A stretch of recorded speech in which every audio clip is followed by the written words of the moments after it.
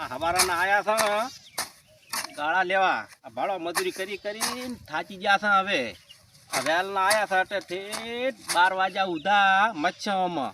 પછી વળી 12 વાગે થા વળી દાસા ઘરી ખાઈ અને વળી ભેંસું પાછા અને સાર નાખશે અને વળી 2 વાગશે એટલે કે જોપરા તમ તારા ગાળા લેવા. ઘરી કોઈ ઊંઘું નહીં. વળી પાછા 2 વાગે આવતા રહેશે ગાળા લેવા. તે ઠેઠ 4 વાગ્યા સુધી મચ્છા. એટલે હું અત્યારના છોકરાને કહું છું કે જણા છોકરાને કહું ભણજો ભણશો ને તો આગળ આવશો ને મારી કુડી મજૂરી કરશો ને તો ભાડો આ પગજો મારા પગ કેવા ભર્યા છે. મજૂરી કરીને મરી દાવાના છો તમે. એટલે તમે ભણીને આગળ આવશો ને તો 100% તમારે બધું એના ફળ મળવાના છે. અને અમારા જેવી મજૂરી કોઈને કરવી નથી. શું કે અમે તો ઉછર્યા છો આમાં ભણ્યા નથી ને એટલે જ અમારા વેટ કર્યા દાડા આવ્યા છે. એટલે તમને અત્યારથી હું ભલામણ કરું છું જે છોકરાને કે તમે ભણજો આગળ આવજો તો તમારા જીવનમાં કામ આવશે.